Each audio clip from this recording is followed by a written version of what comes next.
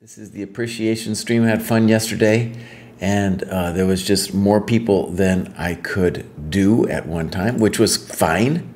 I can do it later. Doesn't have to be right now, bows. So this is a stream I'd like to do more of. And so let me just say the streams that are dojo related, specifically dojo related. You know, like, well, Notes for KGB, that's a stream that's kind of dojo related, but that's also my personal quest. But the ones that are specifically dojo, right, are graduate show. That's going to be twice a week now. And then we're going to do, hopefully once in a while, this show, where I'm just, like, the people who are most commonly reviewing other people's games, want to give them a shout out. And, you know, just appreciation stream, because they're the ones doing a lot of the key work in the dojo. And I want to encourage other people to be doing that work as well, because it's so cool that it is working. Let me just back up actually and say, principle of the dojo number 1 or 2, plus minus equal, right? You have someone below you, someone at your level, and someone below you. And it is just as important to explain yourself to people who are rated below you as it is to get reviewed by people above you. I think there's a common misconception that the one above you is doing you the favor. But so in any case, we need that to happen like as an ecosystem throughout the dojo, right? There has to be like a number of people doing it for those below them. And in particular, let's say you're 1900, 2000, and you're reviewing a lot of lower rated games. There's not that many people above you who might review your games, right? Which is one of the reasons me and Kostya and David want to come in and at least take a look at not just your games, but like the profile and your progress and that kind of thing. Okay, so let's get into it. Today, we're going to do the Pro Guy, Buck Duck, Carl, Kevin, Quad XC, and Sati. If there's anybody else that I should be covering, write me on the Discord or in the chat, and we will do this business. So first, let's do the Pro Guy. Scoreboard, user search, the Pro Guy, who is the prowl on the Discord, which confused me yesterday. Let's see, we got some followers. Cool. Okay, so the Pro Guy has graduated several times. He's using the ChessCom Rapid, and an obvious thing to say about, two obvious things to say about the Pro Guy here. Once you hit 2000, I gave this spiel yesterday, but especially when you hit 2000 ChessCom, you will be facing, and you're playing rapid, let's say like, you know, 30 minutes plus, you will be facing an army of cheaters if you're just in the random pool. You can, of course, play like Dojo Liga and stuff, and there you're going to face far, far fewer cheaters. But that is a problem that I've noticed with my student Jamil. It's insane, the amount of people who are cheating at that 30-minute mark. Okay, but anyways, the Pro Guy's gone up. It's a little bit of a confusing graph to me, as if he's flatlined or taking a break or something, and he doesn't have any OTB. This is, I would say, like if you have gone up like he has, several hundred points, this is the point where if you want to make progress, you're going to probably, you will need to play OTB. You could make progress as a blitz player online, but even then it would help your chess to do OTB. The Pro Guy says it's the Pro Owl, not the Prowl. So, hi Abdul. So where are you playing though, the Pro Guy or the Pro Owl? Because we don't have any other rating systems for you. The Pro Owl is in the chat. There he's got the Pro. There he has his owl, but he's also the Pro Guy. I know the Prowl. It's hard because the two O's, the Prowl, That's hard for me. Okay, USCF and mostly Lichess Rapid, but that's not an option. Oh, he's saying that they're here, but I'm not. I'm going down. Let me refresh. Oh, there they are. That was weird. They didn't show it the first time. So, excuse me. There, it's all there. You're so right. USCF taking a little bit longer. So, right. So, let's say the obvious. This is flatline because he's not doing it anymore. And he's not, he says Lichess not much of an option. Has been working on the USCF, and that might take a while to catch up. Okay, good. Good. Maybe it would be cool to have an intro from the pro guy, you know, just be like, hey, I started in the pandemic, or I started this, that. Okay, so let's look at the training plan. Dude is heavy on the end game. And light on the analysis. It's okay to be light on the opening here. Light on books. Now, he might not have been, actually it's a good question, when he graduated. We should maybe have a thing which says he graduated such and such. We're going to redo this, by the way. We have cool ideas for 3.0 about how to redo this little look here. It's a good look, but we have, Kostya had some cool ideas how to make it a little bit better. Okay, so 17, 18. Oh, Alina Lee, thank you for rating us. So the pro guy's doing a lot of, what's he doing non-dojo? Some blitz, okay. Some lessons, fine. And there's a lot of endgame. He's gone crazy with the endgame. He's got an REP match in there, nice. Okay. Now, if I go back one, let's just see, because he's done a lot. Yeah, so he's been going, the pro guy's been endgame the full time. He's like, I'm an endgame maestro, man. I'm an endgame maestro. Yeah, okay. So let's then look at some games. These look like OTB games. Much higher rated opponent. Boston Chess Congress, 1850.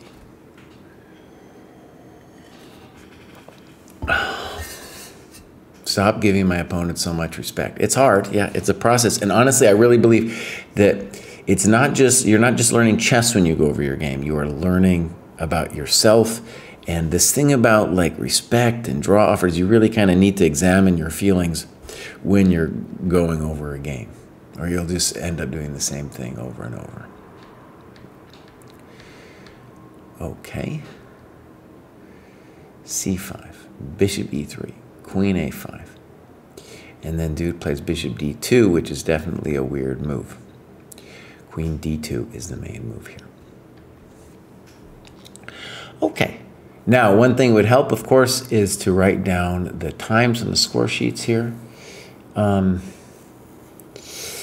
And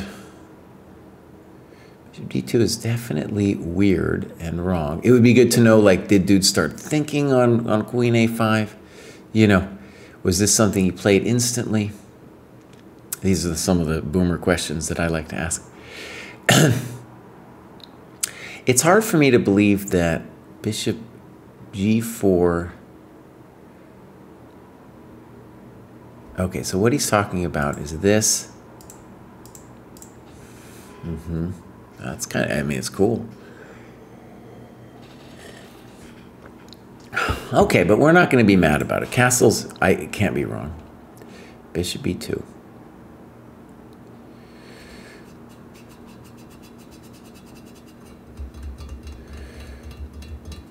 The other thing, of course, about bishop g4 that I'm not entirely clear on is like, well, if he does play bishop e2, are we doing, I guess we're doing something else. You know, what is it? Okay, so bishop e2, knight c6.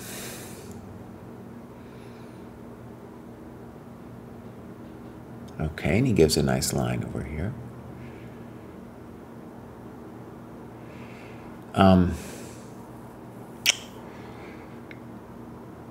Now, one question I have is what is going to happen on d5? Let me ask this question, this question, this question. I don't know. I don't know. It's complicated to me. It's not clear to me. I know what's happening. You know, Rook. It looks like it looks like more than enough compensation, but it's still a big question for me. And I'm sure you asked it of yourself when you played knight c6 there.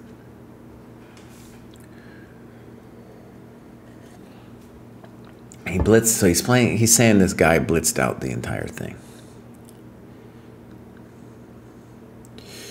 Yeah, he's saying if d5, he was thinking about knight e5.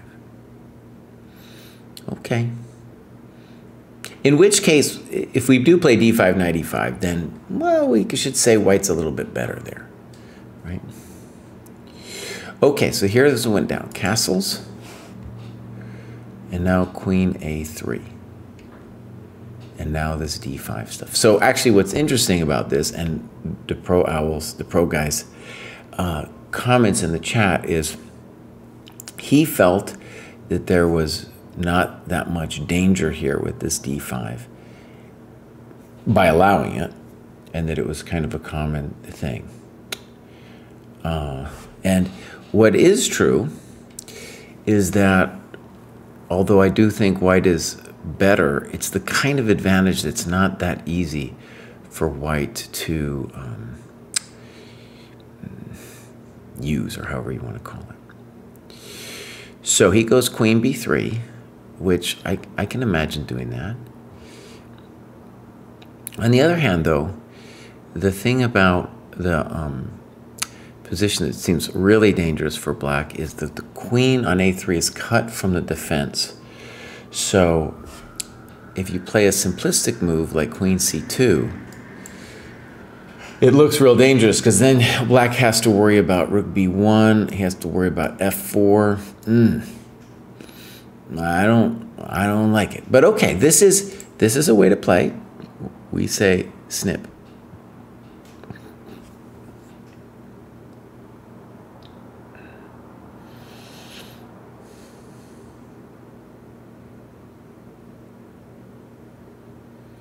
And he's saying maybe rook d8 here.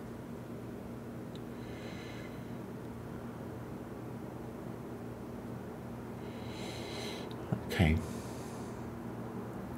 Okay, so here's what he's saying. Is he's worried about f4, bishop moves somewhere, and then d6.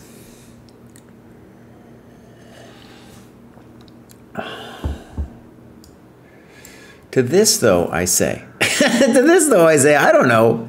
If I was white, I don't know how to feel about that, because even if you just play simplistically, like bishop d7, you're saying e5 is a position from every Grunfeld's dreams, nightmares. Kind of, but I'm going to play f6. It's not going to be, I don't know if I'm just totally in fear here after f6. Yeah, there's questions still. So anyways, if the drama for me, if I'm white, about playing d6 is I'm not sure I want to do it. And he plays this, which cannot be right, because bows. Your rook was developed here as it stood. He undeveloped his rook. And this is actually a problem a lot of, well, it happens a lot in the Grunfeld as white. I've had this problem too. It's like his instinct is to play c4. And on a superficial level, it seems great, but is it really going to help you that much? And also, isn't that going to go down once you play c4? Let me think about it from white's point of view.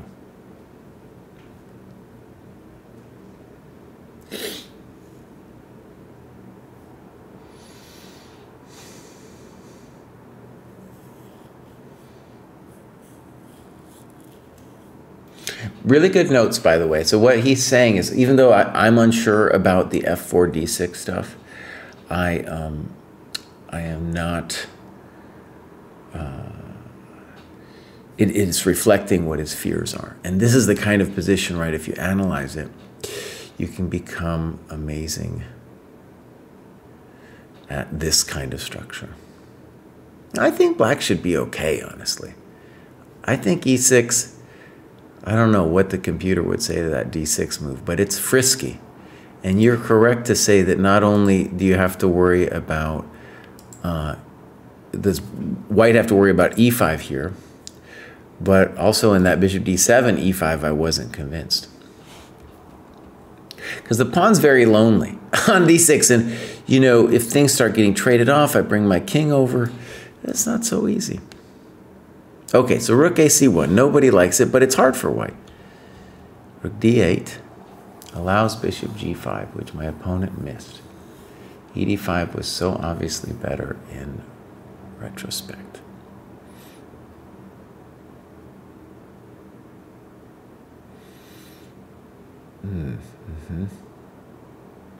Also, it's not clear that the rook wants to be on d8.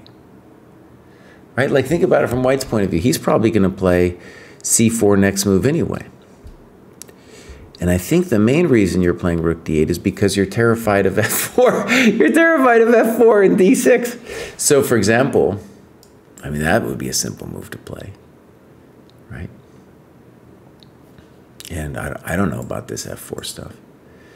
You know, you've got the ability to play bishop c6, f6, e5, your other move, in an improved version of the last variation. So I think this is about a ghost, this rook d8 thing. You could also play ed, yeah, and then play bishop b7. Then what is the point? Now your rook might go here, right? All right, rook d8, c4. So white is, you'll get this a lot, right? So white is just of the belief, this happens to so many white players, they're just like, oh, I get that protected pass pawn, and I'm golden. But pawns are people, Bows. They are people, man. Now this guy is very strong, and this guy is poor. All right, so a5 is a very frisky move.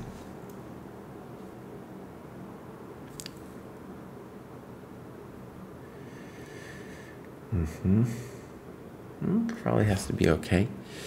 Dude goes here with the intention of playing f4 next.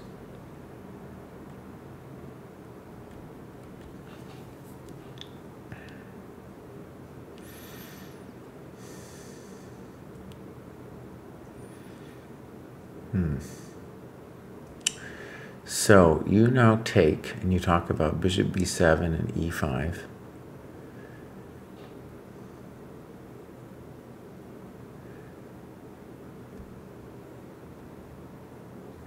Also, I mean, a variation we got to look at is a4.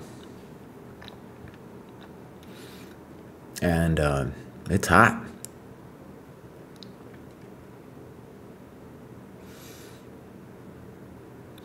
Yeah, the heat is on over here.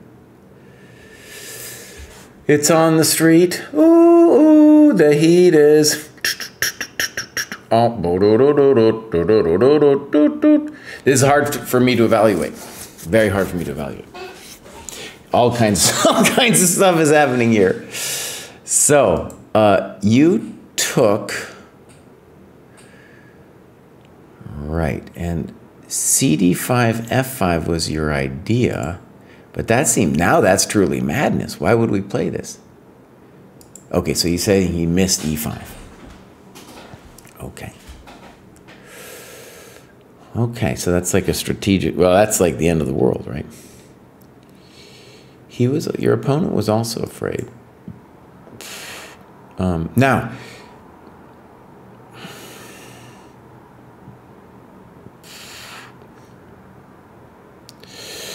I think that would be my first question. That would be my next question.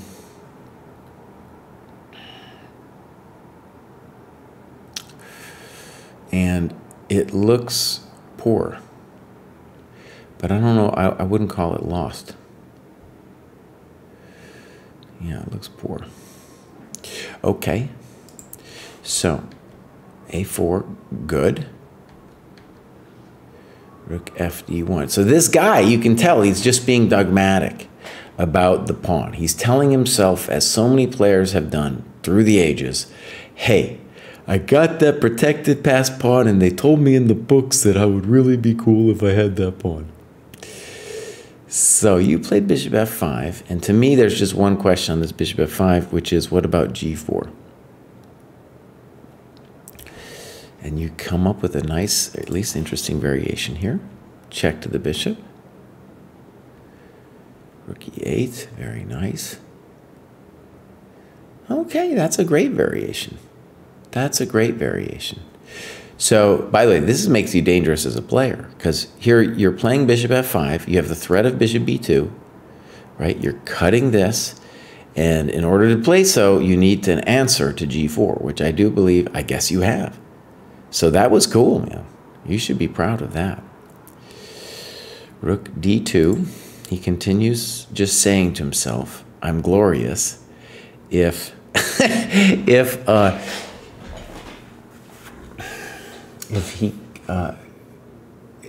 he can't play anything. He's just trying to consolidate and say, hey, my pawn on d5 is so cool.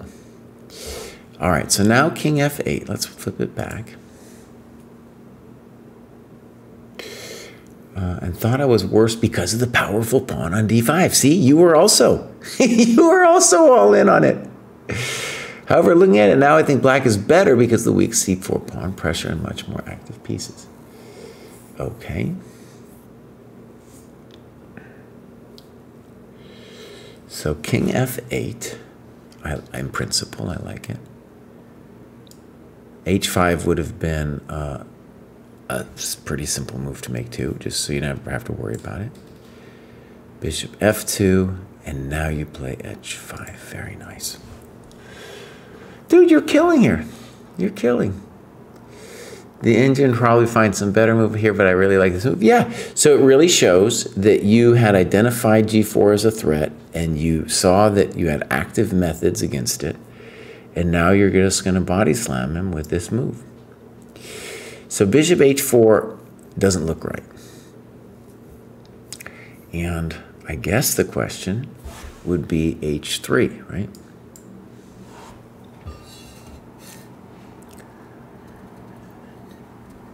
Because he's got to dislodge that bishop. That thing's got to go. You have a variety of moves, though, here. Yeah, but that would be the one to look at, I think. So, bishop h4, and now rook da8. I'm going to show my calculations below. Please don't laugh at me. Well, it's hard to imagine that being a horrendous move. It's certainly the most natural move. My opponent spent a long time. So, right, so the question is rook da8 and now d6. By the way, let me say something obvious. What do we got? We got this fascinating Grunfeld position, and you're going to get a lot more just like it. So, like, the tactics will be similar, all the ideas. This is what we mean by not memorizing theory, but like studying your games, and that's how you get good at an opening. Okay, rook d8. Now, we do want, if we don't like rook da8, we want to talk about some other move, right? Because, honestly, that's a pretty, I don't know where else you're going to go. You know, you get rook b8, I don't know. You could talk about rook b8, I guess. So, he goes for it. And now you say bishop d4. And apparently you like king e8 even better.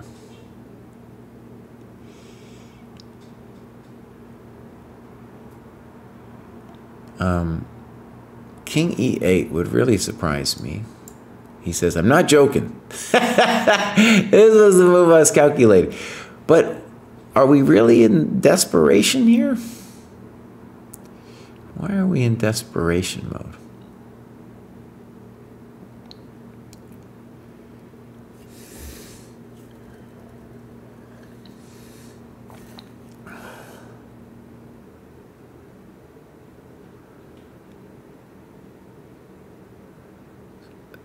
So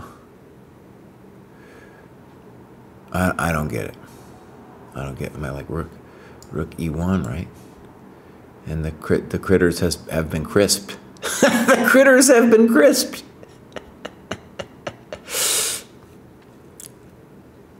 Okay, so bishop d4 comes. I thought that the alternate move was going to be rook a1. That's what I thought you were going to do. And I don't know what's happening. On a superficial level, oh, maybe this is happening. Now king f8 don't look too good. Wait a second, let's not end it yet. King e8, check to the miserable king. I'll just block you, buddy. I'm not going to die yet. And I'm just going to go ahead and say the obvious. I have no idea what's happening here. Not a clue. Not a clue. Yeah. But in principle, I would be, well, I'd be afraid for both sides. But I believe in black because the black king is active. Okay, so here we go. Check to the miserable king. He does the natural snip. You say snip. Bishop e7. King e8. Okay, so he didn't see it first. Good, good. So white drives the bishop to d7 where it's less active, and now this goes down. It'd be very important to know what the clock situation was here.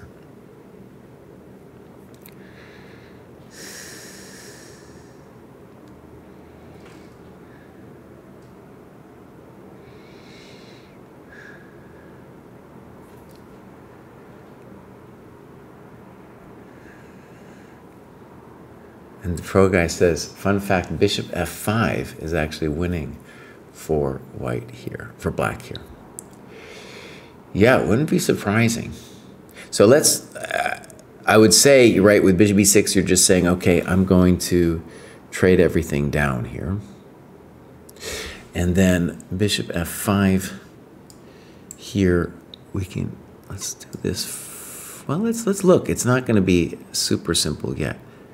So d3, king f2.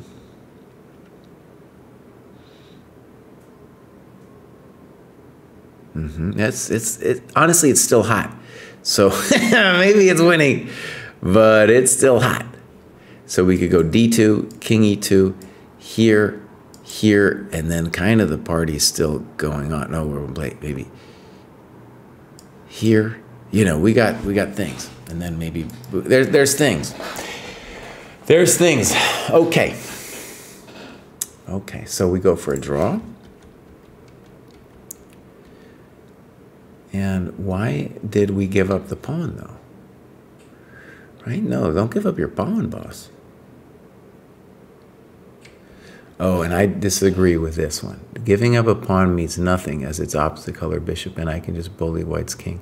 I offered to draw like twice around this time, but my opponent played on. Okay, time out. A couple things to say about this. You are not allowed to offer a draw more than once. And it's bad form to offer a draw if you're down a pawn. White is the one who gets to decide when we offer a draw. If you want to offer a draw in this position, it's this one you can do. You play king d7 and you say, Baus, would you like a draw? In fact, I mean, here I would be interested in playing on. I don't see why at all I'm worse. The bishop is poor because the pawn's blocking himself. Right? Now, maybe I just blew it with rook b7. I don't know. I probably did. I just blew it. See, so don't play king d7. Don't do that. Kraai's always blowing it, man. He's just, well, okay, I understand. So white doesn't have a threat, and bishop e6 is the move which says, screw it, I'm out of here.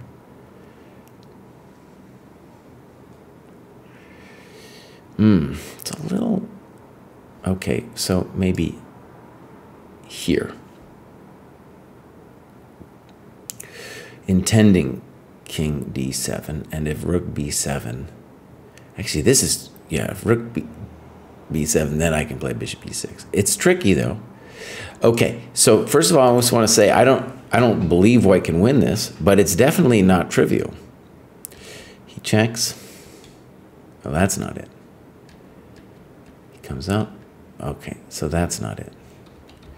So if white wants to do this,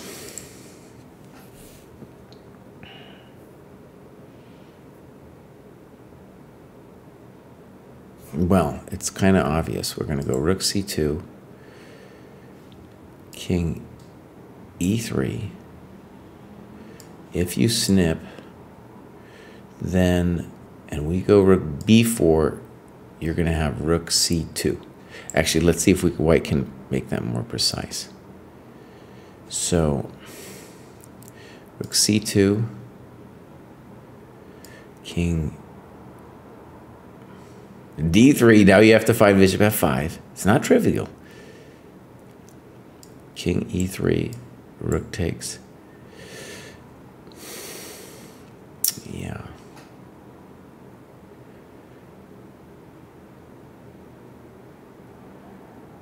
Okay. Yeah. Okay. Good. Bishop shuffles. Yeah. First of all, that was a good game to pro guy. That was great, dude. That was a great game. And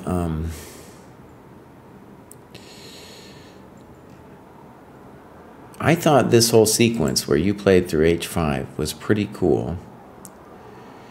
And if any critique on the annotations, it would kind of be here. Like, it seems like there's a lot more going on here.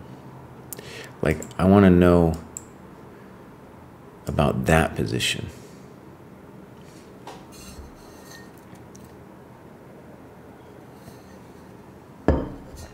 Yeah, I don't know what's happening here. I mean, maybe you're better. I don't know. I don't know.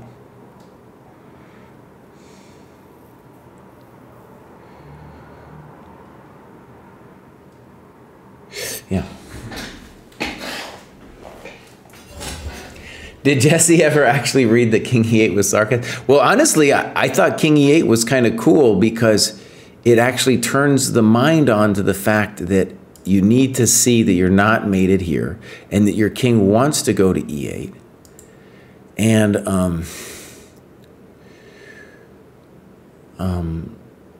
okay, rook E1, it's not going to work. But yeah, I don't know. I think it was sarcasm because it's like the move you were calculating, right? I guess maybe sarcasm because you have two double exclams. Anyways, the pro guide. This was good, dude. This was good. Good annotations. And definitely you are much stronger than your USCF for sure, man. I don't want to play you in your USCF. I don't want any part of that, dude. Yeah. And it's yeah. Right. Okay, cool. So that was the pro guy. Let's do another person. The next person is Kevin.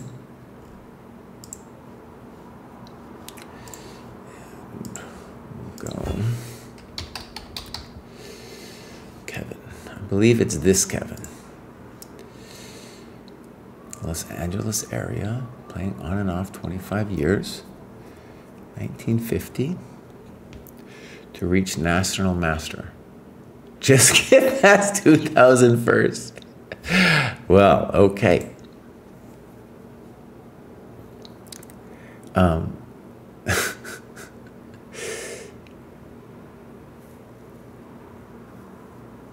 Got it, yeah. So, I think this is a very wise statement by Kevin. I got in such a kertuffle with the Neil Bruce dude because he was like saying, I'm gonna make master. You know, he's like older than me and he's like 1800. And I was like, dude, if you got to 2000, that would be an amazing achievement. And then he got all mad at me. He said I'm shitting on his dreams. You know, how could I possibly say that? Obviously 2200 is eminently possible, blah, blah, blah. And I was like, no, no, No. And I'll say it again. If you get to, that guy gets to 2,000 or Kevin gets to 2,000, that's a lifetime achievement. And I know this, first of all, even before I looked at statistical stuff, when I just worked with people trying to get from 1,800 to 2,000. I've done that with a couple people, some with success, some not. The younger students, those are the ones who made it. The older people didn't make it. So that's been my experience as a coach. And one thing cool about Kevin is I can tell he's an old dude. Mine USCF ID goes 124, and his is 126, you know? So he started just a little bit after me. Okay, so cool. Again, this stream is all about people who have done a lot of reviews for other people, right? So I want to just, you know, have somebody take a look at their profile in some of their games. Clubs? Coder, SoCal, nice. I'm in the chess dads and moms too. All right, activity. And actually, let's look at the rating again. Dude is doing pretty good. Well, he went, actually, we forgot. It looks like a huge jump, but it's actually 3 points. It's actually 3 points. It looks like just dramatic bumps, but it's 3 points. Okay. Anyways, so he's at 1927. 2,000 is definitely in reach, obviously. Is definitely in reach. And actually, let me just say, when we designed the dojo, one of the key ideas is if you if you were in a plateau, let's say like this guy, Kevin, he's been working at it, he's been at this level probably for a while, what would he need to do to really break through? And it was like all of the work in the cohort, that's what he would need to do. And it's confusing to some people because they see all that work, and especially in a lot of the lower cohorts, they graduate much faster, which is great. It just means you aren't at your plateau yet, right? But that's what is meant by the work. Now, obviously, not everybody will make it, and you have to do it in a kind of timely manner. So if you did it over 10 years, it's not going to work, for example. But the idea was like, if you did all of this work, let's say something like 98% of people, that was our dream, will go next to the next cohort. So this would be an epic graduation if Kevin made it another 75 points here. Okay, so activity, that's looking good, Bows. That's looking really good. And actually, if we look training plan, this gives us kind of a breakdown. Just end games are high, just fine. Tactics, middle game, this is pretty good. Pretty good all around. Non-dojo, dude's doing lessons with the coach, great. In a way, I feel like that's part of the dojo right there, if you get a coach on the side. That's fantastic. I don't know why it's 21. Oh, that's blitz and that's lesson with coach, but still. Okay, let's look at a game or two. So this is Kevin Ludwig. Top board is black. FIDE rating from the early 2000s when I guess he was in Croatia. Okay, so here we go. San Gabriel Valley Chess Club, playing a higher rated player. I played this when I was when I was a kid. And now we're in B4. He got his idea from a Dubov-Karyakin game. Yeah, I played CD4 when I was a kid. So, E5, and I definitely believe in D5, so I'm just not even going to pay attention to the other stuff. That's got to be the move in my head. Boom, boom. And so, what we have here is the Max Lang with, if you imagine the pawn on B2 and the bishop on C5, that is the Max Lang. So he's saying it's looking very Max Lang, right? Now, is there a difference? I don't know. I don't know. So boom, boom, boom. Apparently this is White's idea.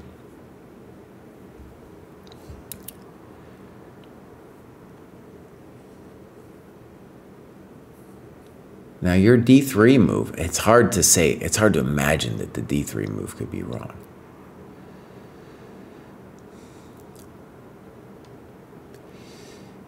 d3, queen e4, and now you just play knight a5. All right. Okay, so now he sees fg, rook g8, queen h7, feels like dying, feeling bad for myself, getting ready to prepare my funeral arrangements, thinking I had overlooked a strong tactical sequence that's going to end up losing the rook. So, okay. This is fascinating. So, queen h7, f6, exclam.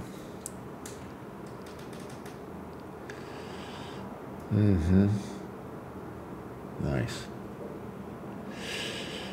Yeah, and then you can play for like moving the queen and then castling long. Very fascinating position. Beautiful. I feel sometimes I don't always feel like I should be playing e4, e5, but when I get that envy, a lot of times in positions like this, man, it's just like, wow, what a crazy love affair position we got going on here. So bishop g5, good move. King d7. All right. So in some ways white is lost, in some ways white is winning.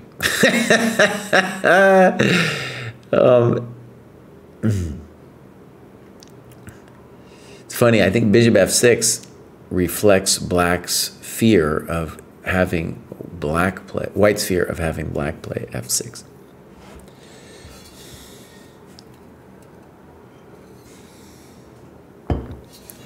And if we're worried about anything, I think it's the knight on a5 being poor.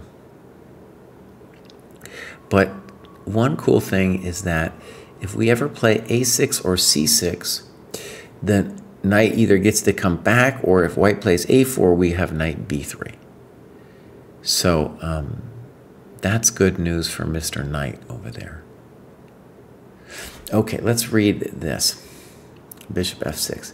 This move didn't register exactly as a mistake to me when he played it because I was feeling incredibly tense and nervous.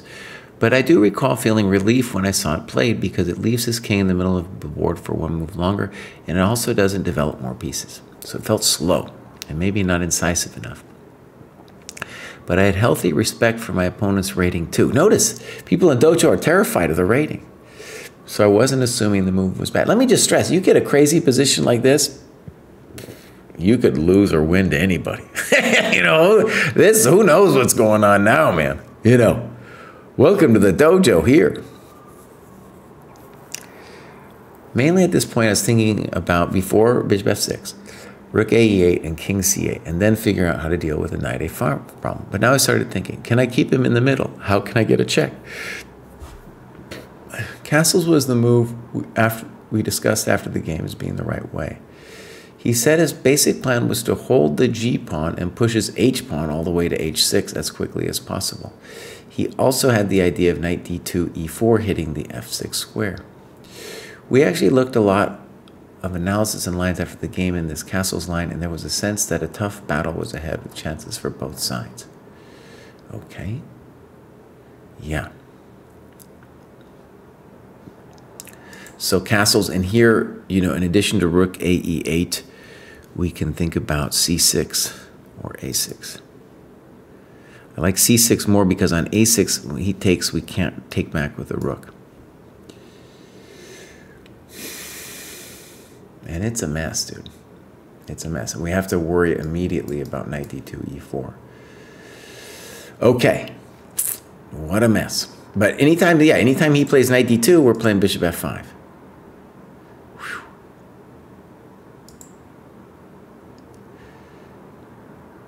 I don't know if I get rook e6. I just want to play. I don't think you have any problems after c6. Either with this move or without that move. Okay, so bishop f5.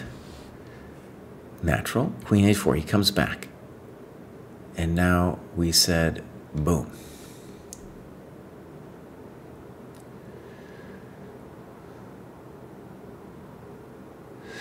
I had spent most of his think time preparing for king f1. Oh, we have clocks here. Let's look.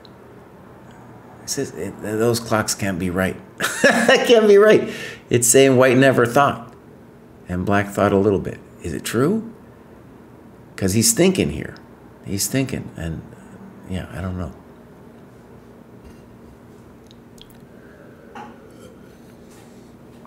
And I thought those lines looked good for black. So when he played king d1, I was thinking, of course, king f1 has problems. He's going the other way.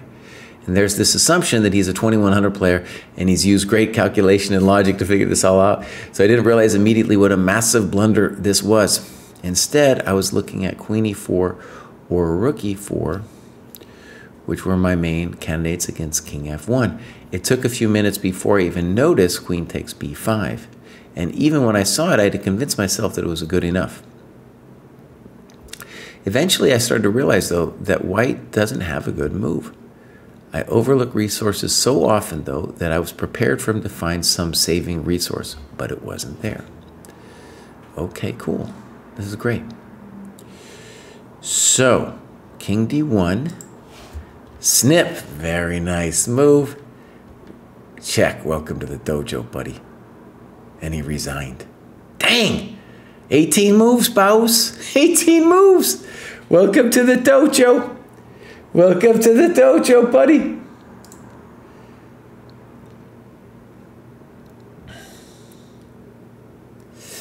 That was great. Okay. So, beautiful. I'm pumped on Kevin's journey to 2000. I think that is something that is achievable. Next up, we got Buck Duck. I'll say it's achievable, but I mean, it's real work. It is real work in my experience. One thing, though, actually we'll say, are we going to say it? Anyways, never mind. Buck Duck is way up there, 2088. And even though Buck Duck didn't get a FIDE boost, we can well imagine that Buck Duck is going to be the first one to start feeding off of these people who got their boost. So, you know, a couple months ago, Buck Duck was playing these people who were really arguably underrated. And so imagine, you know, the guy who was a 1400 before is now a 1600, you know. And so these people, Buck Duck's going to be the first. He's going to be the first. And so if he just plays solid chess, honestly, i.e. just maintains his level, we should expect that he hits that 2100 mark if he's just playing consistently. So, was Dennis Wagner underrated? I don't know. Chess Dojo Buck Duck is in the house over here too. All right, so, boom, activity. That's a lot of work, bows. That's a lot of work. Now look at the training plan. Tactics, done. Endgame, done. Games analysis, done. Yeah, and looks like you could read some books. And games and analysis, done, man. That's one of the first I've seen where we have games and analysis done. And one really cool thing about this, let's go back to the ratings, is, you know, the premise of the dojo is if you do everything, you're going to go up. Like at the very least with this FIDE boost, Buck Duck will go up in the near future. He just has to maintain the level. Okay. So, that's one of the biggest completion rates I have seen. That's very strong. Okay, let's look at clubs. All right, looks good. Let's then look at a game here. So, Nicolas Wunda and Dennis Wagner. That was who he's talking about. So So, Vukduk, who do you want me to look at most? Which of these fine games should I take a look at?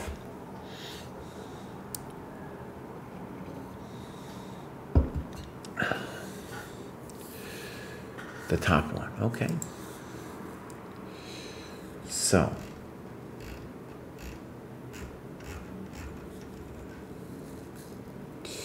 play an opponent's time trouble. Excuse me. Play an opponent's time trouble is unfortunately quite typical for my games. Okay, well, let's look. I'm confused why. What's going? Well, okay. This is all fancy stuff.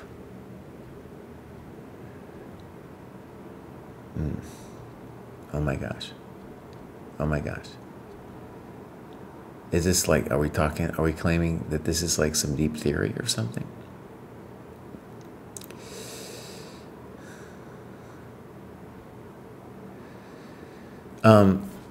I'm confused by the annotation. It just seems like, hey, there's some questions to be answered here. F6, EF. Dude takes with a knight. We could also ask other questions. A5, fancy move. So he's intending A3, A4.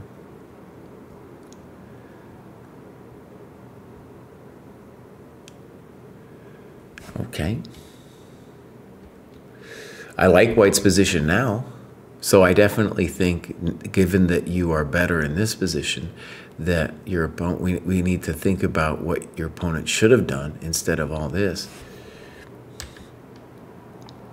And knight G5, I don't know.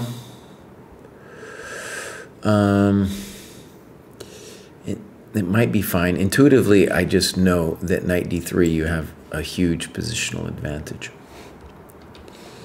So knight G5. Rook E8, knight D3. Yeah, you're killing this guy. Rook A7. Okay. So it's only really at this point where Vukduk does some analysis and eventually plays knight E5. Now, one thing I can sense is that you are going for a tactical solution here, right? Let me just back up to explain what I mean. So maybe what you did is fine, but this position is arguably like really, really bad for black because I don't think he can ever fix it. I don't know. It's going to be a problem. You play B4, maybe, but that bishop A6 is going to be a problem because of this guy. And we just have one thing we need to do here, which is bring the rook to the e-file. We're in no hurry to do it. And he's strategically hosed. So at the minimum, I would want just some analysis here about like, what did you fear? What did you think? Rook A7. Now, a more circumspect move here might be knight F8, right? You now go for it. And again, it feels like you're doing a tactical solution to your problem. If dude survives, what we've done is excuse me, let me say it better. If he survives this trade, he will have fixed one of his worst pieces. The rook will be active. And maybe he's not toast. Maybe there's also another move to knight E5, but probably not. Let's say this, H6. And now we have this variation, EF, HG. That's a solid looking variation. So that could be a question like, did you miss that or what was happening? And then we have this variation. And this move looks like it's poor because of knight D4.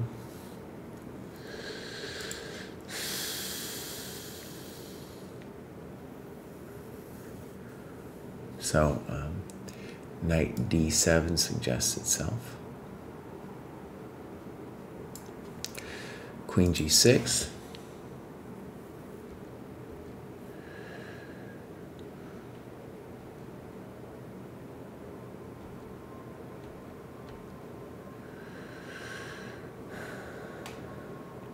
Okay, what has happened? What's happened? I guess, wait, I can't count the pawns, Kraai. Count the pawns.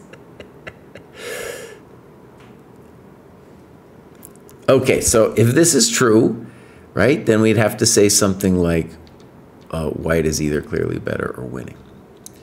And that maybe this knight e5 thing does work. Boom.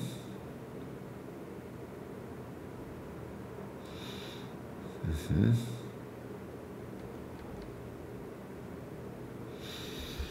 Mm-hmm.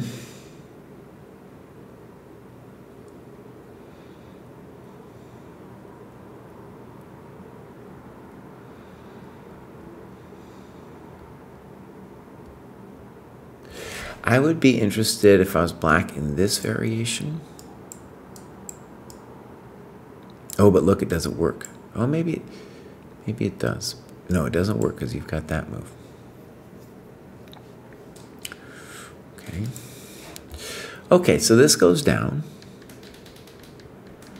You're doing great. You're doing awesome. And now we have a clearly better position.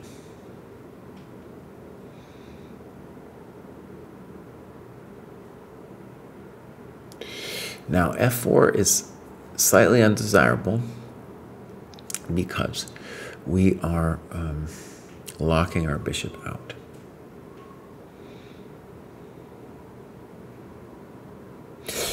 Also, let's say something really obvious.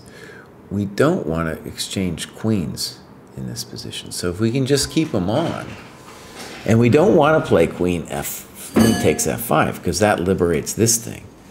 So the default move should be here. And then the problem might be here, here, and then we got to deal with that move, maybe.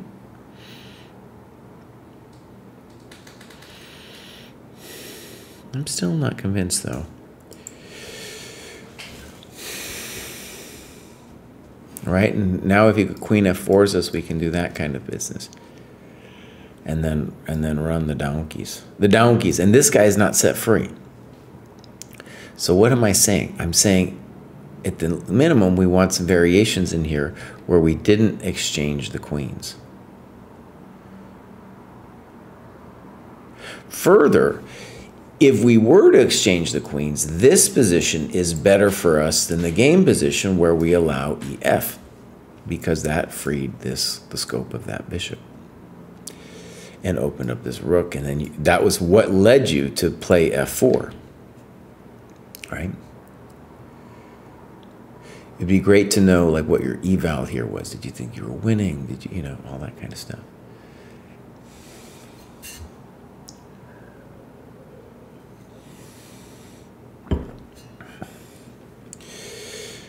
And Buck Duck is in the chat talking about queen h5 here too. Also possible. That's a little bit fancier though, right? Than the bishop h4, queen d4 stuff. Because there you have to calculate. You're relying on tactics, which is fine. Yeah, queen h5 is a nice move here. In general, though, let's say the obvious. The endgame is going to be playable for black. He's not going to be toast. And it's especially going to be playable if we play queen takes f5 rather than queen takes f7, right?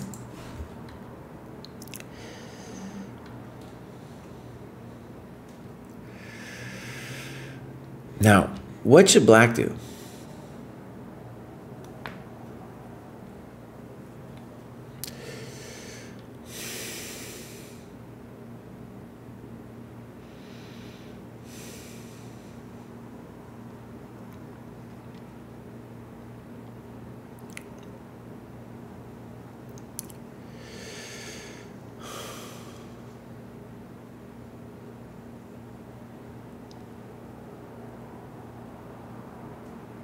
Fascinating position.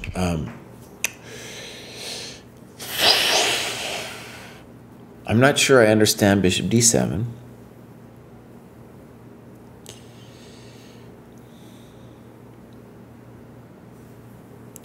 Let's put it this way, like, let's imagine, we'll say this is your extra pawn. It's incredibly blockaded.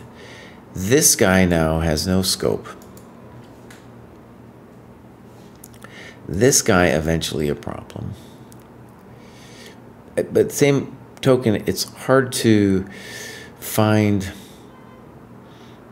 active play for black. One simple plan is bishop b4 and a3. I like that because now black is saying you have to babysit this pawn for the end of time. Well, that's actually very unpleasant, right? And here black is fine. Okay, so there might be other moves besides bishop b4, but bishop b7, I don't know if that's it. Okay, makes sense anyway. a3, now he finds it. So hilariously, I don't know if it's hilarious, Kraai. Think about a3. a3, though, will enable a later b4. So a3, now he goes this way, spicy. Maybe, I don't know. Well, wait a second. This guy's getting highfalutin. So rook c2 happens. We can obviously see that the bishop d7 was completely misguided. Now, he's about to do something that I would be very reluctant to do. Namely, he's about to give up his dark square bishop. And for my sensibilities here, like I kind of want to play this so that I get the chance, the firm chance. Well, I guess bishop c3. No, bishop c. Wow, it's so complicated. Yeah, bishop c3, I can take it. And bishop a6. Boom. Now, do I know exactly what's going on? I don't. But I don't know. Actually, I'm going to say I don't know about that position. I don't know. That's really hard. Anyways, I don't like what black does. Here, there's no rush to do that. And then you snipped it. Good snip. And now we have dreams.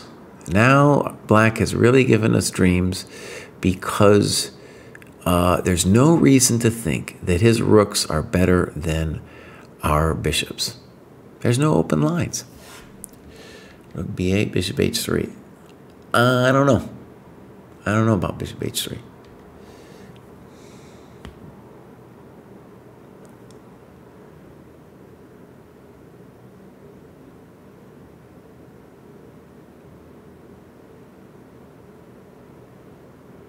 You're doing great, honestly. He's really created a mess for himself. Rook b8 doesn't make any sense to me. King f7 makes sense to me. I still like white, but rook b8 doesn't make any sense. Bishop h3, I don't know. Rook d4 looks good. Bishop d8, frisky.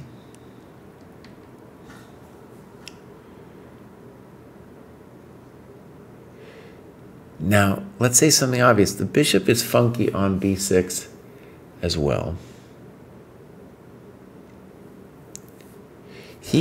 With this move, he says that pawns are people because what he's worried about is this, which I don't know if you'd ever actually get the time to take it, like if you moved a rook away. So he's gone passive. You switch it around, and now you come back. Well, probably we want it to be anyway. Good, I wanted the rook there a long time ago.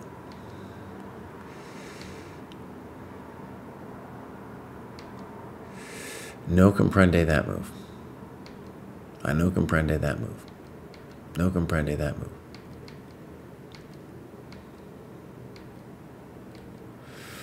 Okay. Now, here, buck duck. Bows. Bows. There was a lot to think about here.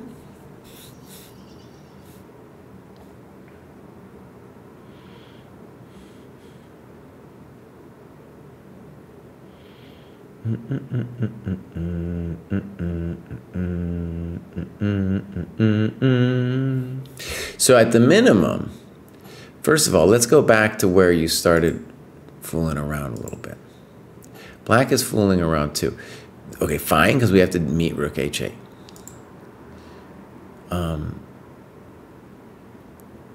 We can start with this move. And now bishop e2 is the first move. It feels to me like you're just sitting. So if we imagine black is sitting, now I don't know what he would do. I'm a little hard pressed, but we could play for, let's say here, here, here, here.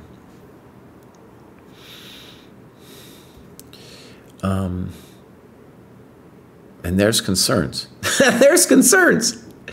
This guy, our bishop is stronger. And so he has to babysit the pawn. I don't see how he goes after our b pawn. It's still not easy.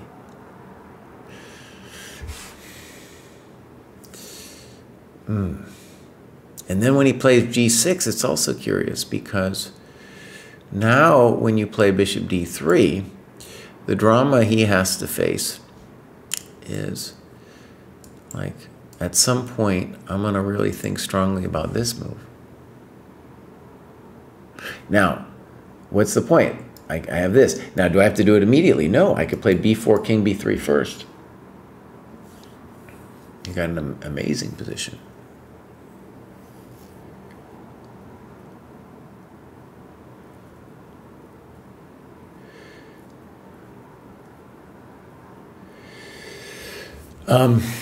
Okay, so Buck Duck's like, yeah, we had the draw in the pocket. Our team was safe, so I took the draw.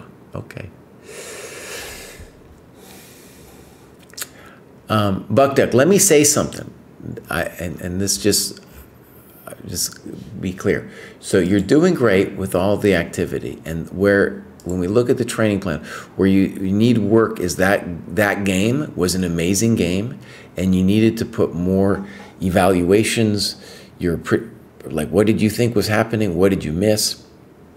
And that whole middle game was rich. It was so many open questions about what was going on, and that's how you learn. That's how you get strong. And this opening too, I don't know. There's a lot of choices going on here, man. And I thought in the opening, at the minimum, you're doing amazing here. At the minimum, maybe some people would say you're just winning in this position. Yeah. So there's a lot of meat here to learn how to play good chess, right?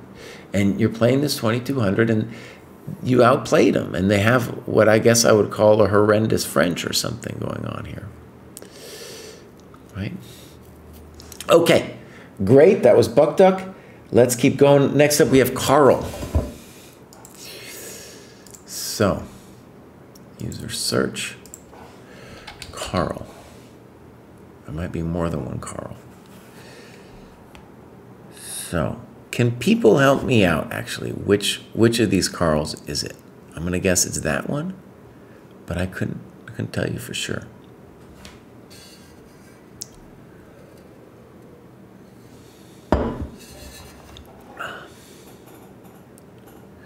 What's the story with appreciation?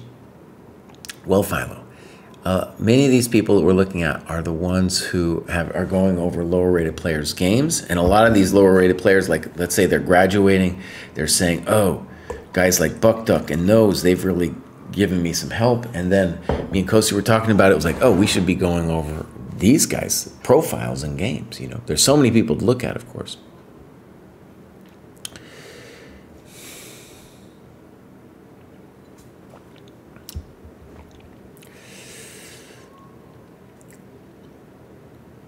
I think one of the things with switch mindset was, well, there was a couple positions where you could switch mindset, but I think especially for me, it was the White needed to say to himself, look, this endgame looks good for me, but really what I need is to mate this fool because I have the better king, right? Yes, I got a pawn, and pawns are cool, but that pawn is But pawn that he's missing is in front of the king. Okay, I'm not sure if this is the Karl. Let's click on this Karl. No, he's inactive. So it's not that Karl. Now, by the way, some people have different names on Discord than they do on this one. So if you can tell me which Karl it is, that would help. Let me go back to Discord actually for a half a second and see. Somebody said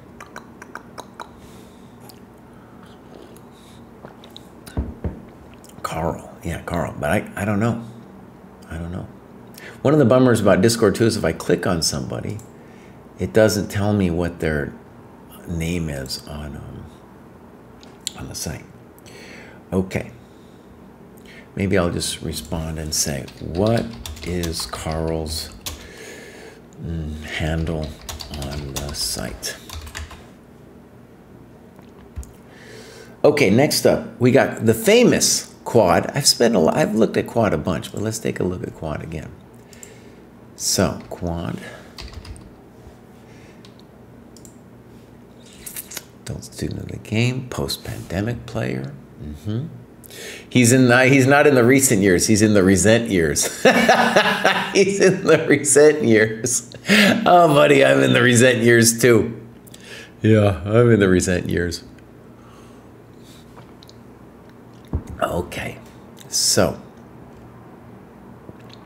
he's going for the lead chess, and looks like he got up to the 1300 barrier and then fell back down. Happened to me too. And that's the, I don't know, maybe the Scandinavian rating, you know. Okay, so let's go over here, over here.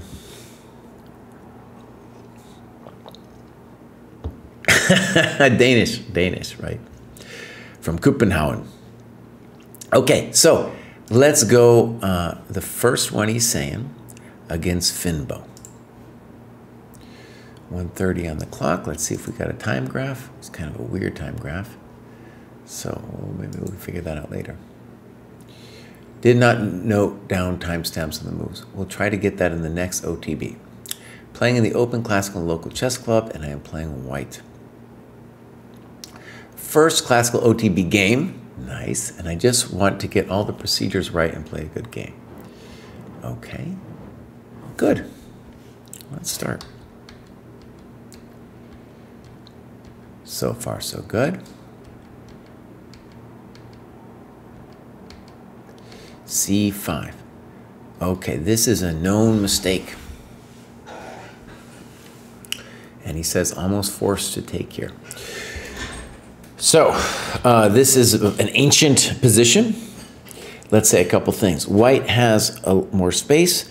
Black wants to trade stuff. And therefore, the correct move for black is knight e4. And somebody's going to yell at me. They're going to be like, Kraai, don't you tell us not to move the developed pieces twice? Well, it brings us to the main point is that here, the drama is that black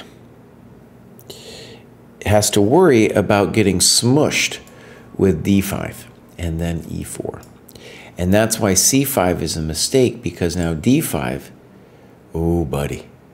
And it's important to see this is a bad Benoni. Okay, so let's say we take and d6. It's bad, especially bad, because this bishop is hitting a rock. And we have two good moves here, knight h4 and e4. Both of them leading to a massive position. Yeah. Okay, so quad XE doesn't know that. It's fine. He takes. Bishop takes. We could talk about pawn takes too. Bishop g5. Now, what I like about all these moves is quad is developing, you know? And if you don't know what's going on and you default to development, great. So, now you go back. In general, I would guess that h6 is a mild improvement of the position for black, but okay. D5. A little controversial, right? And you take on D5. The reason it's controversial is knight E5 would pin that pawn, and I think you have a nice position here. At least black would have some questions to answer after knight E5 with this pin. Okay, we get what's sometimes called the trade out. Queen C2. Now I want you to see something. If this pawn on H6 weren't here, we might have ideas like knight G5.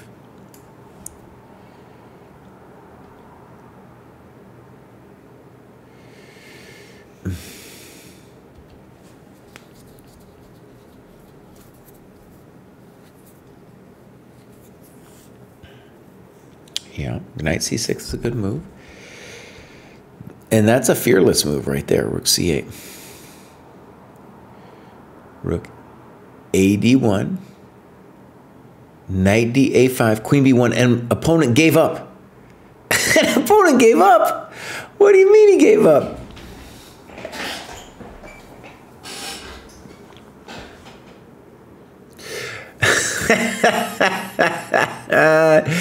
Okay, guys, so let's talk about it. The opponent is giving up because he sees that B4 and E4 are both coming. Now, let me just say something. Maybe at a GM level, IM level, maybe FM level, you give up. But here, this guy shouldn't give up. You know, there's still things are going to happen. Yeah.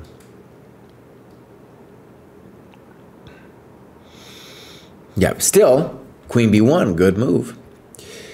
And it's pretty cool, too, that Quad gets to do this on his first game.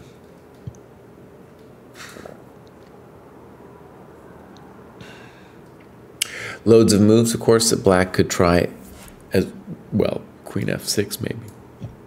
Something like that. That was a great game. Yeah. That was a great game. So I think what this means is that Quad will get a national rating soon, and maybe we'll use that as part of it. Yeah, that's what he's saying. Got my official Danish rating, and my FIDE rating will soon follow. Nice. Okay. So that was great. And, you know, one of the cool things about this game is here, you know, well, you learn now about D5. And by the way, just whenever you're playing against the Queen's Indian, the D5 push is like the main question. Can you do it to kill Elbashovsky here? Can you do it? That's the big question. And so C5, D5. By the way, on ED, another nice move is knight H4, right? Threatening both this and then capturing with the knight, also very plausible. In any case, one of the things I really like about Quad's game here is that he defaulted to development, right? So even if the moves weren't as accurate with a computer, schmooter, or whatever, he defaulted to development. A3, I get it. He was afraid of knight B4.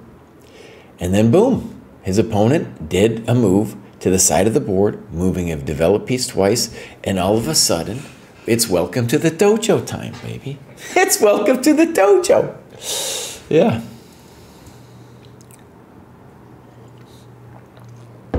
A Scandinavian rating, yeah. Yeah. That's great, dude. That's great. Okay, let's do another one. Next up we have, I think it's Say Turley. Let's see if I got that right. User search. Say T. Nope. Oh, okay, let's see. I'm gonna need help. I need to find Carl's real name and then also Say Turley's real name. So first of all, Carl, I've been sent his handle. This is Carl. He's inactive. Oh, buddy, have you gone inactive on us, dude? So I had the right guy, but I was just like, he's inactive. So I was thinking maybe, I don't know. By the way, inactive just means that somebody, I think like that's a good question. So I think it's a month you go by and you haven't done anything, like you haven't marked anything on the dojo. So, a couple things. His USEF is in a spot where he can go up if he wants to. Pickleball. Oh, a stable 4.0 level. Wow. Okay. I'm trying to play pickleball with the kids and stuff. I didn't even. Of course, there's going to be different levels. If I play pickleball, it's whatever. But okay, that's cool. That's fun how pickleball has gone from like the grandpa game to now it's like we're competitive now.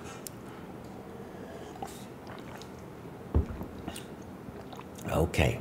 Venture capital enjoy staying on top of emerging technologies. Okay, cool. I think Carl's taking a break, dude. Anyways, let's see what's going on. So dude has done a monstrous amount of work, but last 7 days, nothing. Last 30 days, last 90 days, he's done some. So he's taken some kind of break, which is okay. Clubs? Yeah, because we just did the clubs within the last 30 days, right? So the score breakdown looks good, right? And good. Let's look at some games. This is Carl Labonce. I would be intimidated playing a dude named Kasparov, dude. That would be rough. So, adrenaline spikes. Rafael Kasparov, North American Open.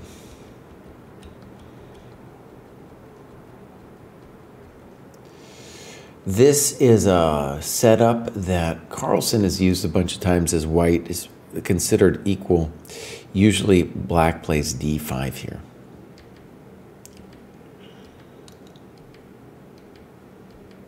And now d5.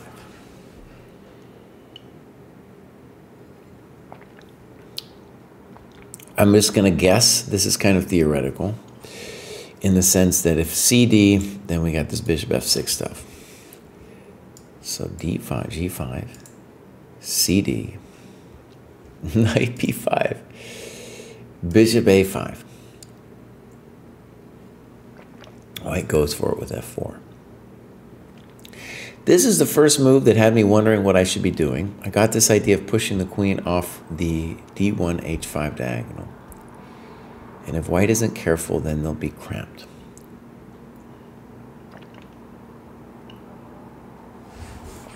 Okay. So let's think about this crazy position.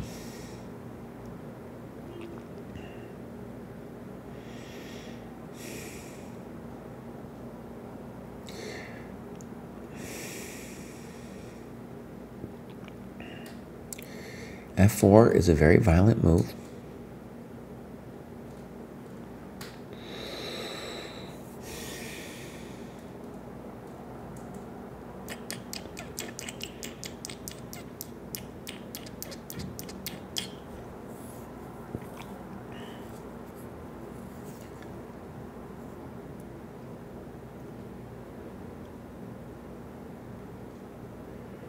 Wow, very spicy position.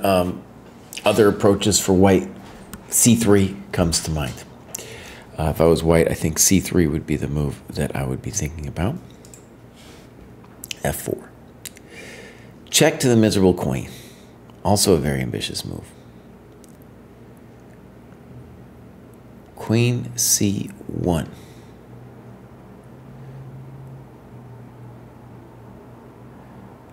Check. Bishop f2. Knight e4.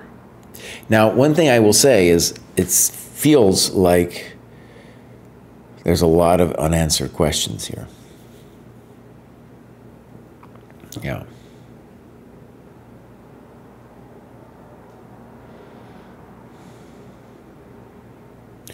All right, let me just play a couple moves here. Boom, boom, boom.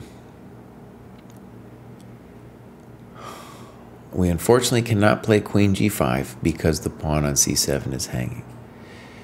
So if we have to go knight g5 or hg5, then I think we have to say white is murdering us. White's killing us, Bows. He's got all of his stuff out. He's got all of his stuff out. So hold on. All right, let's talk about it. F4 is a very frisky move.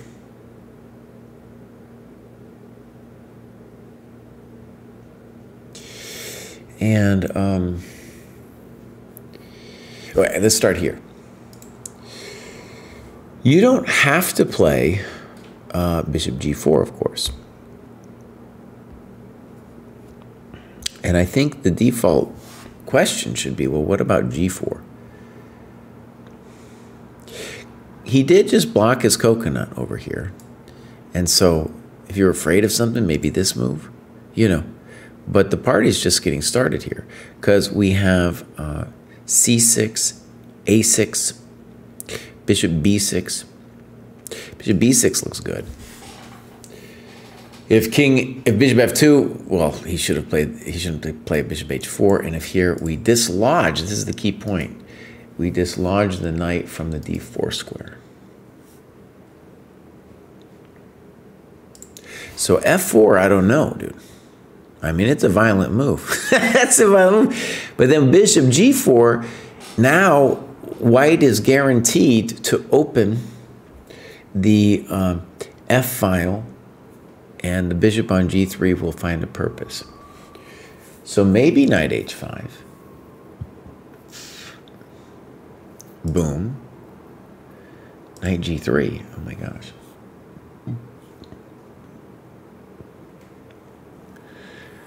All right, I'm just going to say this one, and then I'm going to say this one, right? And black should be fine. So maybe knight h5.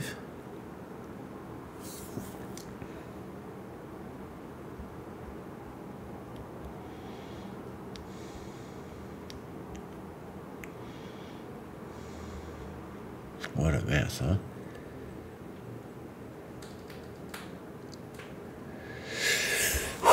This one's full spice level.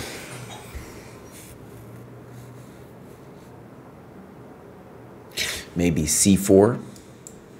Oh, baby, I don't know. Do I know? I don't know. I don't know, honey. I don't know. There's questions. c3 could also be asked. Any case, let's look at what happened. Bishop b6, knight e4, fg, knight g5. White's doing great. Why? Because the king is much better. Dude played h4. Let's read hg5. My other option, the one that keeps the game going. This is pretty even. Black's pawns are a bit advanced and targetable. I think it's easier for white to play, but the black knight is well placed. The light square bishop needs to find a better square, but it's not on c8 at least. You could go h5, g6. Okay. I mean, I disagree, but that's a good analysis. In general, I would say that unless you have something fancy here, white is going to be much better. And the simpleton variation, which we should give, we should at least try some variations, are bishop e4 and knight d4, both of which scare the bejeezles out of me. The bejeezles. Yeah, pure bejeezles. Knight d4. That's a big dog. He's a big dog coming in to talk to you.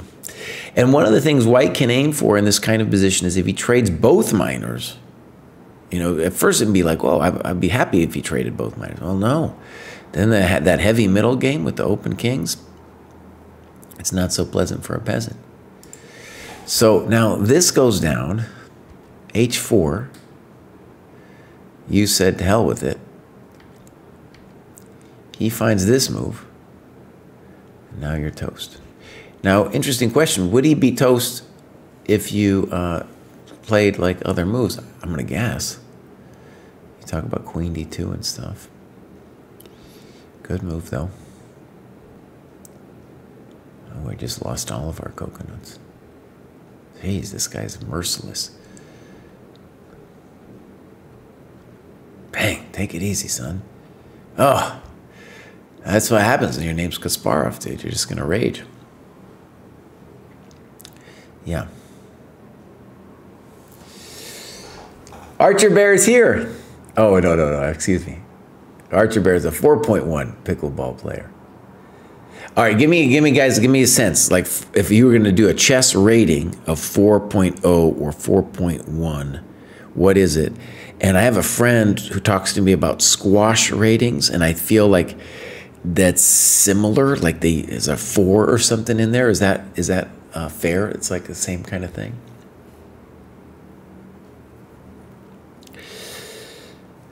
Yeah, all the coconuts are hanging. Okay, good. So next up we have Sati. If I can find Sati. Sam Turley. Wait, it's not Say, it's Sam. So let's go find Sam here. Sam. Oh, there's a lot of Sams. Wait. Which one's Sam Turley, though? Darn. Sam Turley, there he is. How come it didn't show up at first? Dojo 1.0. Dude is suffering a negative trend. He's suffering a negative trend. Oh, yeah. Something's going wrong with the ChessCom Rapid. There's Sam Turley. Okay. Sam, tell us something about yourself, Bows. Okay, so. At some point, I got to step off so I can do prep for our Dojo Talks show. We're going to be talking about openings and blitz. Are they good for you or not? That kind of thing from this Ben Johnson book. Okay, but let's take a look at Sam here. So, activity. Okay, good. Not a lot of games analyzed. If we go training plan. Dude has just started on this journey. A little bit of endgame, some tactics. A little bit of middle games and strategy. Clubs? No clubs. Okay, let's see if we got it. No games, Sam Turley. So what's bizarre about that is Sam is helping out other people, but hasn't put any games in himself. Yeah. All right, let me go back to Discord and see if there's other people who are mentioned over here. Oh, we also have Ambush and Dr. Otakon. Ambush we've looked at fairly recently because Ambush graduated. So let's take a look at Otakon, who I've also seen, he's played a lot of dojo games, so I see him come up in other people's games as well.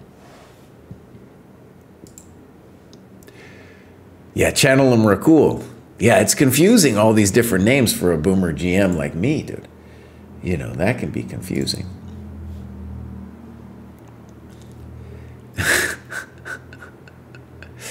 So, all right, 1172.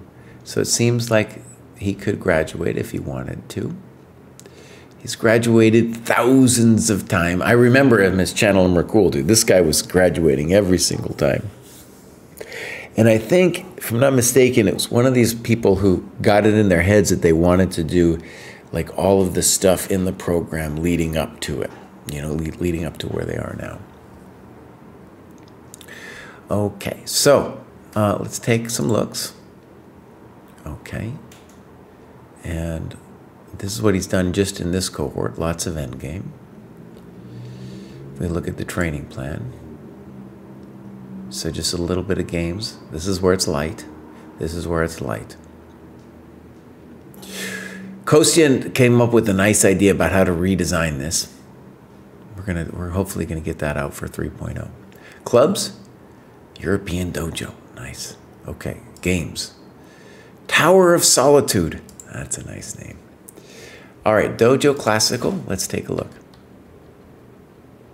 Oh my gosh.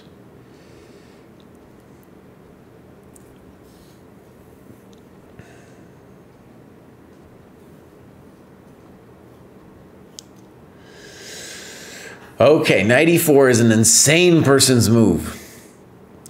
One of the things about this Schliemann stuff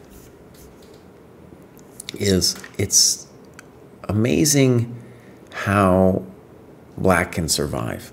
So for example, play d6. Black or white actually has to be severely concerned that black has 0 problems and is going to castle and is just going to feel great about life. You know, so this Schliemann stuff, man, it could be really dangerous. This, though, you need to have your head checked. Oh, come on, Kraai. You got to talk like that. So there's a variety of ways that, well, okay. Queen d3. It would be nice to check other moves. I assume we're saying rook e1, this is happening. There's all kinds of moves here to think about. Oh my gosh. Knight e5 is a move. I don't know. It's too confusing for a boomer. Okay, so queen d3. This is confusing. Knight c5, bishop g5. What is happening here?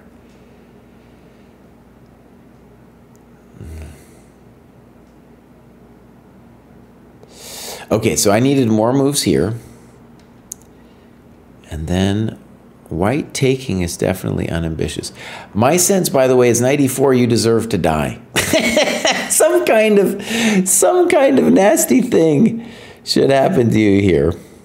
Do I know exactly what it is? No. But like bishop takes c6 would be a big question. Yeah, there's other questions that I need answered in this position. Okay, so queen d3, he snips. You take this way. He snips, and now we get this interesting position. Okay, here we go.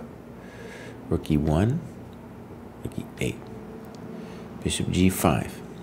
Okay, interesting position. This is a little bit similar to like a Berlin situation. And what white is probably thinking is that they got your king to not be castled. In fact, though, your king is quite probably going to be a hero here. So I like this move. I don't like that move. I like that move. Suspicious. So he's playing with this pretty piece. You go for it now with bishop a2. One obvious thing we should say is that if bishop a2 doesn't work, even a move like b6 and you're doing great, right? I think. There's some questions about knight a6, but honestly, I don't think he belongs on a6. You snip. Dang. No fear. There's things I don't get. He goes here.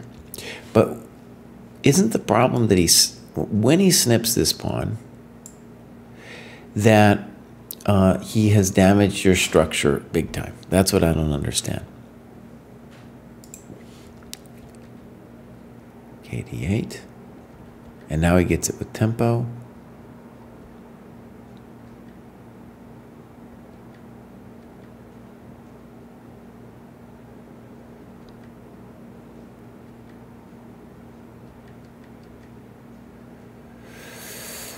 Whew. Okay. He takes with the knight.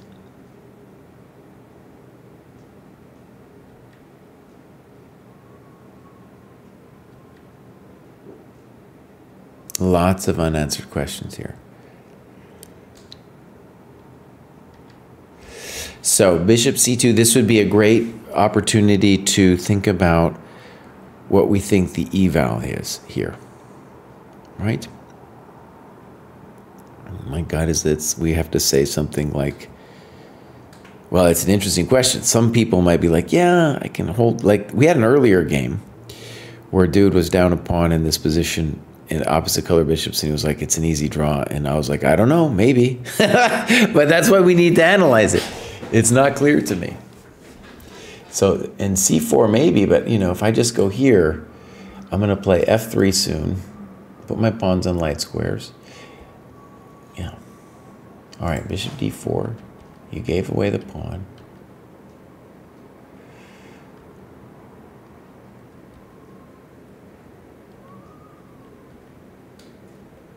Okay, so now, key mistake by white. White needs to not exchange the knights. Might be hard not to exchange the knights, but he needs to at least try not to do it. And now, is this endgame a draw? Should be. It's still a little complicated. Unambitious play for my white. We shouldn't have let him forward. No need to let him forward. That's an improvement. Oh, and now you give him another passed pawn here. Now there's two ways for him to do this passed pawn. This would require some thinking here too. By playing g4, you give him the opportunity to play both f4 and f takes. The reasoning behind f takes would be, well, you're not winning my pawn ever anyway, and then I want to stretch your king and your bishop out. That looks close to winning. Now I don't know.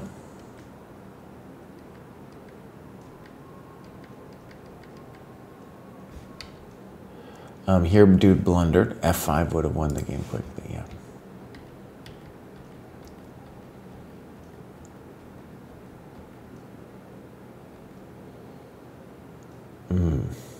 You did some analysis with king d5.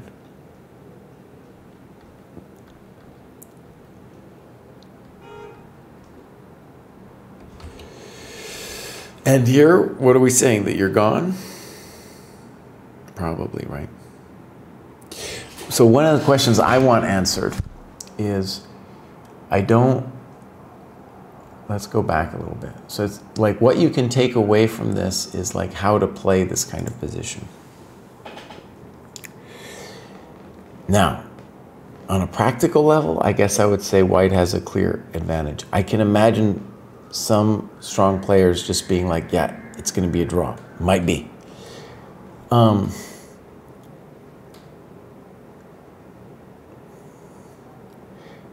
The big first mistake that happens is that you play, you let him play c4.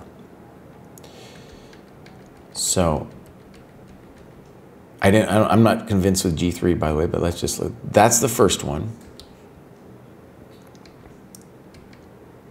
And then it's not at all clear to me that this is helping you, because what's happening is you are helping white create a passed pawn, whether he plays f4 or fg. Fg makes more logical sense to me.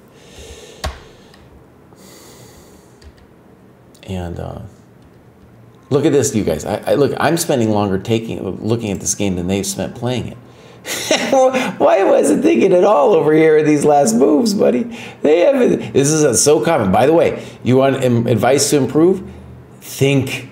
Both players are exhausted. I get it, and they're just blitzing their moves, Bows. They're blitzing their moves. They have plenty of time. Plenty of time. And it would be interesting from the annotation point of view to be like, oh, I just thought this was a draw, easy, I don't have to think, right? But analyzing it will help us understand like what's going on in this kind of position. Here you're encouraging the king to come over. Here you're missing f5, of course. And the question is, are we toast?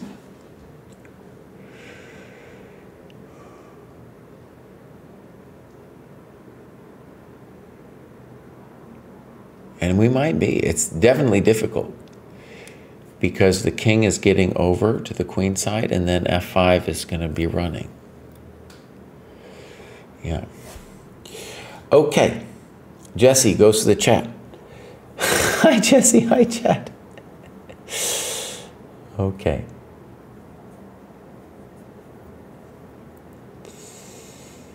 Ambush, what do you mean, Jesse chat? What does that mean? Maybe, does that mean I go to the Discord chat? I don't know. So, all right, my friends. I have to end it there. That was great. And I'm going to do this stream periodically, i.e. the appreciation stream of the people in the dojo who are going over other people's games. Ambush is saying that white is much better. Yeah, okay. And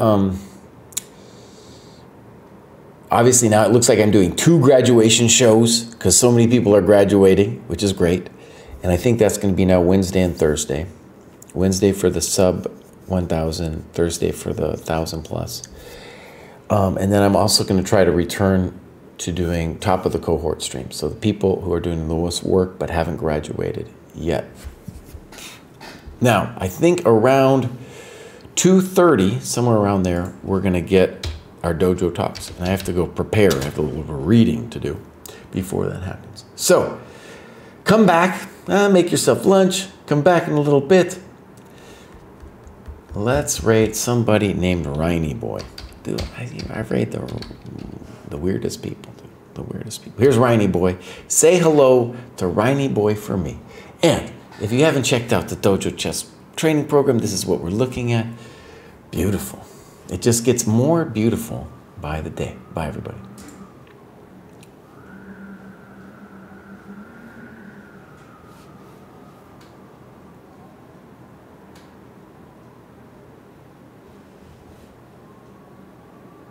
Struggle. Chess is hard. Hello, King.